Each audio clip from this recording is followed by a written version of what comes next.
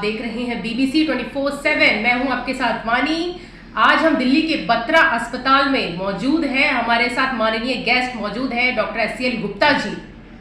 आइए जानते हैं यहाँ की जो हमारा पहले तो मिशन जो सक्सेसफुल हुआ है उसके बारे में भी बात करने आए हैं हम लोग, चंद्रयान 3 के बारे में, और डॉक्टर जी को कितनी नॉलेज है हम वो भी टेस्ट करेंगे। एंड G20 आने वाला है उसके बारे में भी बातचीत करेंगे। एंड दिल्ली गवर्नमेंट के हेल्थ सेक्टर को भी हम रखेंगे यहाँ पर, क्योंकि हमारे जो माननीय आज के गेस्ट हैं डॉक्टर SCL गुप्ता जी अच्छी डेजिग्नेशन, अच्छी पोस्ट पे हैं, हॉस्पिटल में हैं। हम लोग आप देख सकते हैं हॉस्पिटल से आपके साथ आज जुड़े हैं। तो आइए हमारे गेस्ट से आपको रूबरू कराते हैं, मिलवाते हैं। बहुत स्वागत है आप लोगों का, बहुत आपका स्वागत है सर BBC में। धन्यवाद धन्यवाद। तो सर मैं आपसे सबसे पहला सवाल ये रखना चाहूंगी कि आपका जो यहाँ पर रोल्स एंड रेस्पॉन्सिबिलिटीज हैं उन पर आप कितना खरा उतर पाते हैं। ये बत्रा अस्पताल से हम लोग आज अपने BBC के चैनल के माध्यम से आपको रूबरू करा रहे हैं, तो क्या कुछ आपका कहना है इस चीज को लेकर? 1988 के बाद जी से आज तक जी इस अस्पताल में हमने विभिन्न पदों पर काम किया और अभी मेडिकल डायरेक्टर के रूप में हैं। जी इस अस्पताल के थ्रू इस क्षेत्र के लोगों की सेवा करना एक परम कर्तव्य रहा है जी। और यहाँ के गरीब लोगों के लिए ये अस्पताल एक वरदान की तरह साबित हुआ है, क्योंकि आज के इस युग में जहाँ चारों तरफ कारपोरेट हॉस्पिटल्स एंड मनमानी चार्जेस के साथ, तो ये ट्रस्ट का हॉस्पिटल है जो बहुत सारी सुविधाएं बहुत ही नॉमिनल रेट्स पे देता है, साथ में 10% बेड्स फ्री जो इकोनॉमिक वीकर सेक्शन के लिए हैं उन लोगों के इलाज के लिए भी यहाँ पर। तो इस तरह से हर रूप में इस क्षेत्र के लोगों की सेवा करने का मौका इस अस्पताल के थ्रू हमें मिला है। जैसा कि आपने कहा कि बिलो पॉवर्टी लाइन को जहन में रखते हुए यहाँ पे जो है रख रखाव देख रेख हो रही है, और हॉस्पिटल की जितनी भी मतलब चीज़ें हैं उनकी व्यवस्था है वो बिलो पॉवर्टी लाइन ग्रुप को जहन में रखते हुए सारा व्यवस्था की गई है। जी हाँ, जैसे भी गवर्नमेंट का है कि 10% बेड्स फ्री रखे जाते हैं, तो 10% फ्री ऑनेस्टली हम इस अस्पताल में करते हैं लोगों के लिए और उनका इलाज मुफ्त में करते हैं। मैं आपका रोल जानना चाहूँगी डॉक्टर SCL गुप्ता जी कि आपको कैसा लगता है यहाँ पर आपने इतने साल अपने दे दिए हैं इसी हेल्थ सेक्टर में, और आप किस चीज़ के स्पेशलिस्ट हैं वो भी आप रख सकते हैं यहाँ पे। मैं सर्जन हूँ, कैंसर मेरा विशेष विषय रहा और ओरल कैंसर्स में मेरा रिसर्च रहा, उसके क्षेत्र में मैं कार्य करता हूँ इस अस्पताल में। और पिछले इतने वर्षों से कार्य करते वक्त अब तो ये है कि ये शायद मेरा अपना ही अस्पताल है, जिसकी वजह से यहाँ पर अब ये लगता ही नहीं कि मैं अस्पताल में कार्य करता हूँ, मेरा अपना हॉस्पिटल है और इस अस्पताल के थ्रू सेवा करता हूँ। जी चलिए, हमने डॉक्टर SCL गुप्ता जी के बारे में कुछ जाना है आज, और अब हम चलते हैं दूसरी ओर जो कि है चंद्रयान 3। तो क्या कहना है सर, सक्सेसफुल मिशन हमारा रहा है इसरो टीम के द्वारा, जो चंद्रयान 3 हमारा चांद पर तिरंगा लहर चुका है, इस बारे में क्या कहना है?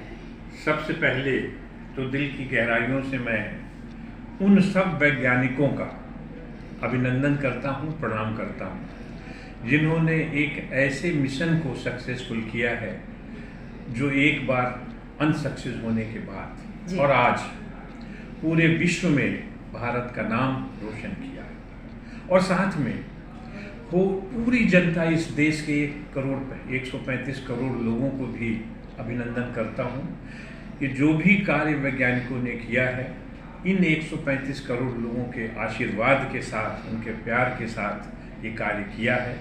और भविष्य में भी मैं आगे उनको शुभकामनाएं देता हूं कि इसी तरह के और बहुत से प्रोजेक्ट्स जो स्पेस मिशन हमारा चल रहा है उसके लिए कार्यरत हैं, करें और आगे बढ़ें। बिल्कुल, इसरो ने सक्सेसफुल होकर खुशी दी है पूरे भारतवर्ष को, बहुत ही अच्छी खुशी है हम सभी भारतीयों के लिए है।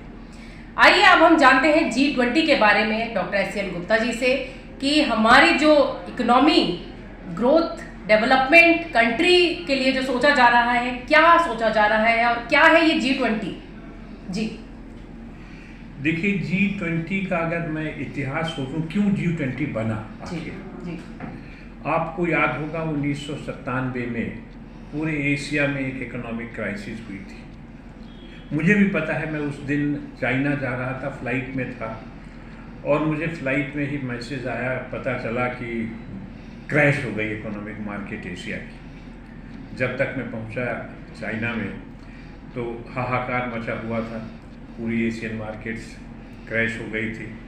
और उस चीज़ को देखते हुए 1999 में बहुत सारे देश, करीब 19 देश, उन लोगों ने अलॉन्ग विद यूरोपियन यूनियन, जो कवर करता है, आप समझ लीजिए करीब 90% GDP of the world and 2/3 population of the world, ये 20 देश जी इस पूरे क्षेत्र को कवर करते हैं। और उसके लिए एक G20 यानी ग्रुप ऑफ 20 नेशंस बनाया गया, और जिसका मुख्य कार्य था उस समय जी कि वहाँ के जो मिनिस्ट्री ऑफ फाइनेंस के जो हेड्स हैं और सेंट्रल बैंक के गवर्नर्स हैं, ये लोग सब मिलकर पूरे विश्व की इकोनॉमी और किस तरह से कंट्रोल करेंगे जिससे आम जनता को तकलीफ न हो और इकोनॉमिक डिस्ट्रीब्यूशन सही रहे।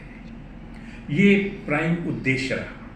लेकिन धीरे धीरे आप देखिए कि आज 1999 के बाद 23-24 साल हो गए, 23 साल तो ये 24 साल हो गए जी 24 वर्षों में उसका उद्देश्य के साथ ये भी जुड़ता गया कि और बहुत सी चीज़ें इकोनॉमिक्स के साथ साथ, वो तो प्राइम एजेंडा है ही, लेकिन इकोनॉमिक्स के साथ साथ आज क्लाइमेट क्राइसिस हो रही है, ग्रीन गैसेस की प्रॉब्लम हो रही है जी एजुकेशन की प्रॉब्लम हो रही है जी हेल्थ सेक्टर की प्रॉब्लम हो रही है।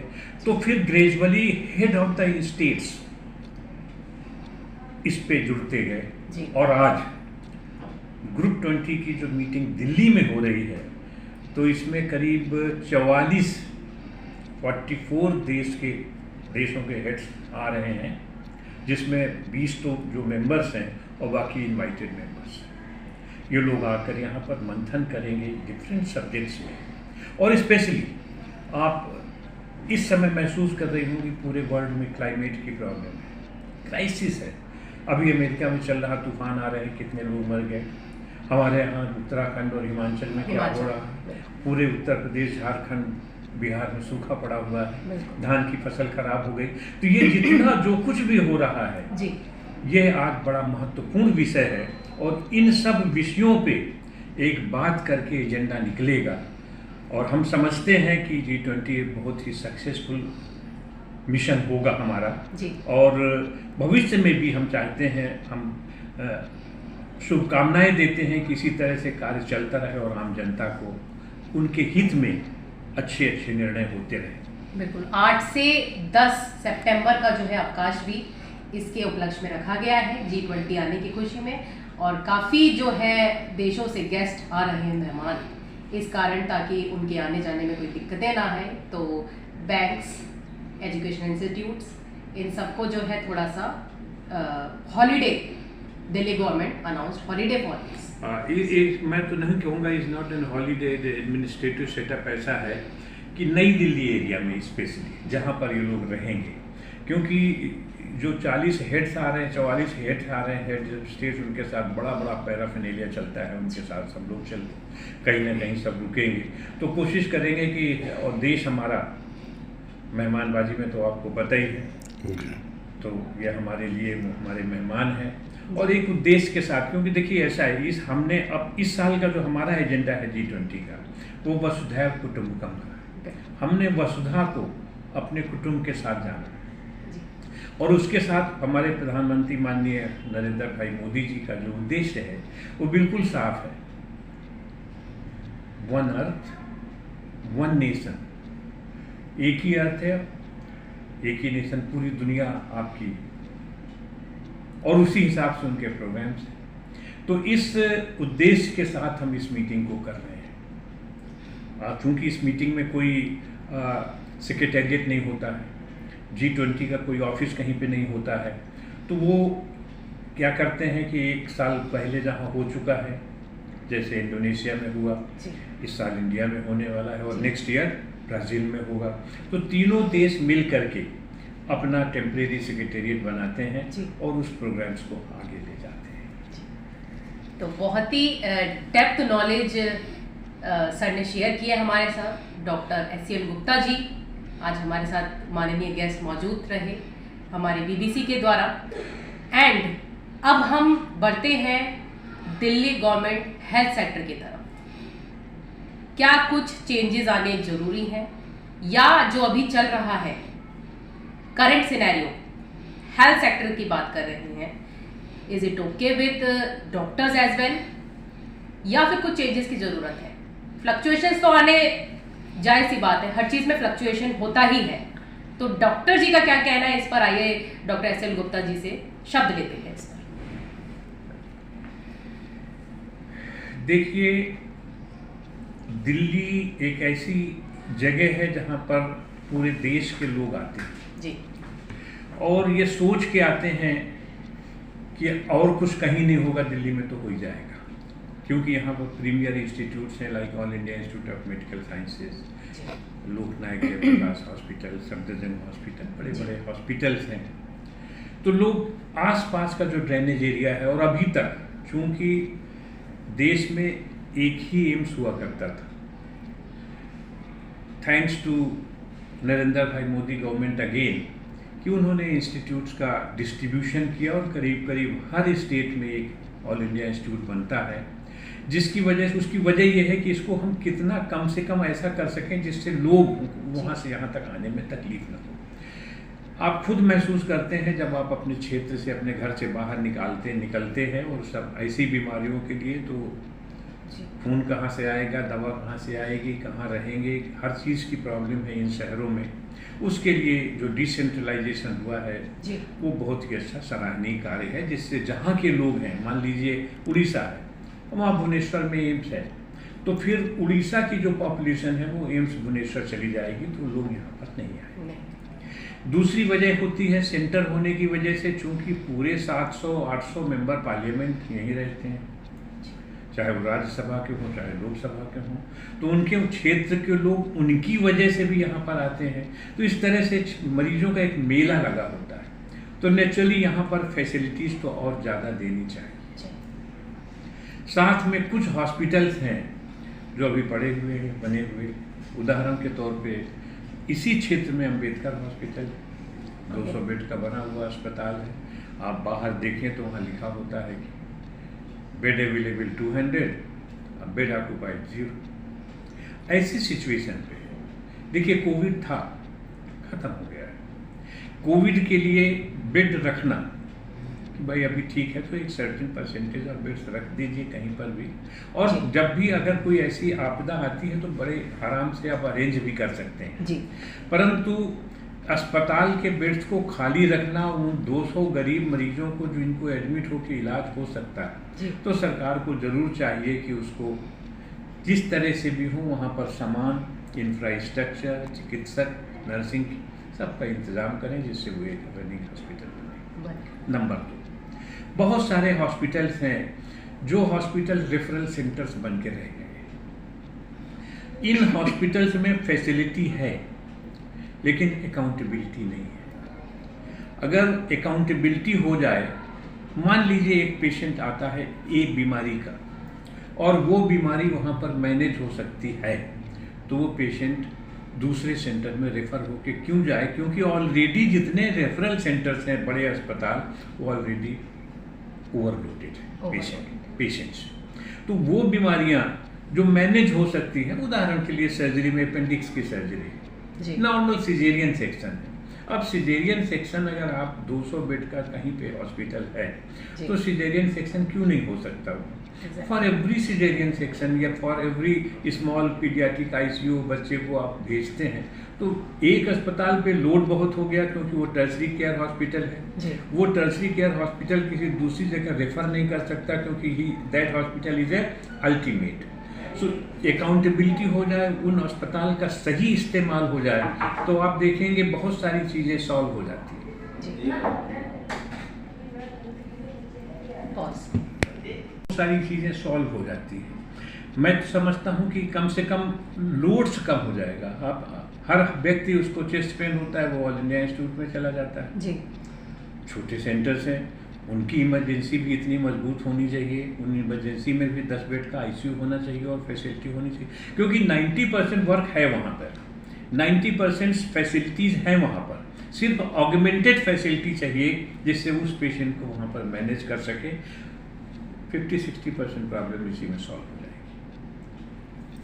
जी, तो मैं आपसे ये सवाल और रखना चाहूँगी कि और आप क्या सोचते हैं कि इसमें चेंजेस आने की आवश्यकता है? हमारे जो भी दिल्ली गवर्नमेंट के अंदर जो भी अस्पताल आते हैं उनमें, सफदरजंग को ही ले लेते हैं, सफदरजंग में कितनी तादाद में पब्लिक आती है, बहुत ही तादाद में। अस्पताल के रखरखाव में कोई आपको लगता है कि जैसे जो भी है यहाँ के हमारे अस्पताल, मदन मोहन मालवीय को ले लीजिए, और भी नियरेस्ट हमारे जितने भी अस्पताल हैं उनको ले लेते हैं, यहाँ पे भी जो है बिलो पॉवर्टी वर्ग के जो है मरीज ज़्यादा आते हैं, तो उनको जहन में रखते हुए सारे इक्विपमेंट्स मौजूद रहते हैं जब ज़रूरत होती है। कोरोना काल तो चला गया, ठीक है, हमने किसी तरह उस पर जीत हासिल की है, कई हमारा लॉस भी हुआ है, लेकिन कहीं ना कहीं हम लोगों ने वो लड़ाई लड़ी है। उस लड़ाई के बाद जो है हम लोग अभी यहाँ पर मौजूद हैं, और हम आने वाले समय के लिए क्या और तैयारियों की क्या जरूरत है वो मैं आपसे जानना चाहूँगी। एक तो जितने टर्शरी केयर हॉस्पिटल्स हैं जी, इन हॉस्पिटल्स को एक रेफरल सेंटर ही रखा जाना चाहिए। वहाँ पर अब एम्स में अगर हड्डी पैर में दर्द हो रहा है, बैकएक हो रहा है, वहाँ चले जाएं तो is a loss of man power. Exactly, है ना, जहाँ पे सुपर स्पेशलाइजेशन का सुविधाएं हैं और उस पर जा करके बैकएक का पेशेंट मैनेज करें।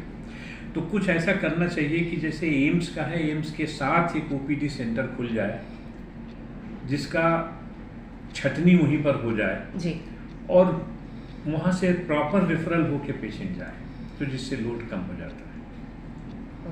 इसी तरह इन सभी हॉस्पिटल्स में हो जाए, तो जैसे सफदरजंग हॉस्पिटल में है, अब वहाँ खांसी, सर्दी, जुकाम, बुखार, वायरल फीवर ही घूमता है।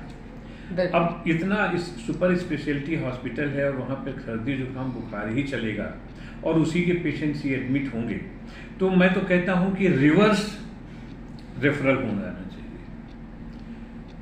सर्दी, जुकाम, बुखार, वायरल फीवर का पेशेंट है, सफदरजंग हॉस्पिटल से मदन मोहन मालवीय हॉस्पिटल या ऐसे सेकेंडरी केयर हॉस्पिटल हैं या प्राइमरी केयर हॉस्पिटल हैं, तो उल्टा रेफर करना चाहिए कि आप वहाँ जाके एडमिट होना चाहिए। नंबर 1। नंबर 2, आज के इस युग में जहाँ पर हर चीज़ डिजिटलाइजेशन से चल रही है, और आज भी दिल्ली में हॉस्पिटल का डिजिटलाइजेशन नहीं है।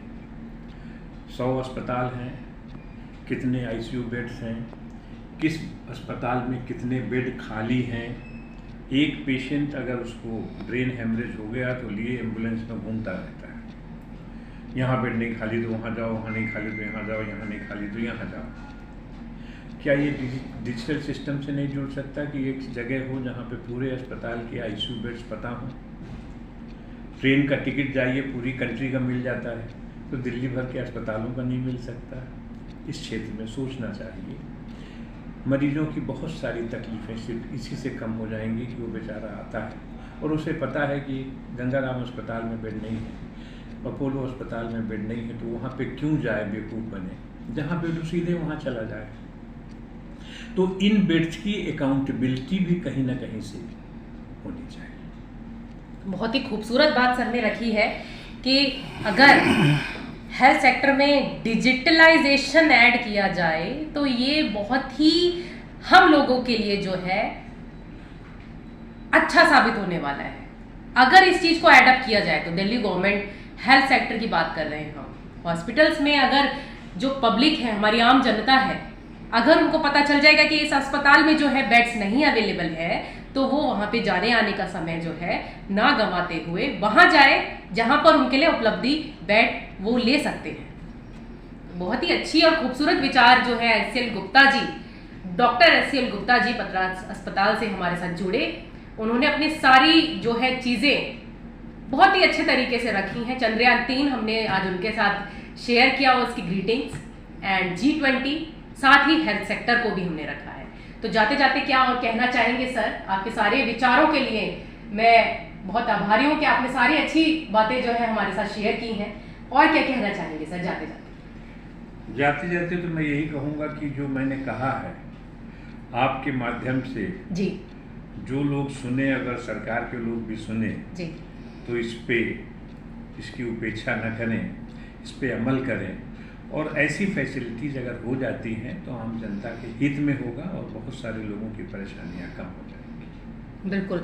सर ने जो है बिलो पॉवर्टी लाइन को ही नहीं, सभी वर्ग के लोगों को लेकर सोचा है कि अगर उनको डिजिटलाइजेशन दिखाया जाए कि मोबाइल टेक्नोलॉजी एक ऐसी टेक्नोलॉजी है आज के ज़माने में कि जिस चीज़ से हम सभी कुछ ना कुछ अचीव कर रहे हैं, तो अगर हेल्थ सेक्टर को भी इसमें रखा जाएगा तो हम लोगों को पता रहेगा कि कहाँ पर क्या चीज़ की अवेलेबिलिटी है या नहीं है। तो हेल्थ सेक्टर में भी डिजिटलाइजेशन को ऐड किया जाए तो ये हम लोगों के लिए बहुत ही सेफ पर्पस है और हम लोग कुछ ज़िंदगी और जी सकेंगे। तो ये बहुत ही अच्छा खूबसूरत विचार मुझे डॉक्टर एससीएल गुप्ता जी का लगा है, एंड आई होप कि ये वीडियो आगे तक पहुँचे। बहुत शुक्रिया सर हमारे साथ जुड़ने के लिए, हम बहुत आभारी हैं, आपने हमारे लिए समय निकाला। बहुत शुक्रिया sir. Thank you very much. तो इसी के साथ मैं वानी आपसे विदा लेती हूँ। तमाम खबरों के लिए देखते रहें BBC 24/7।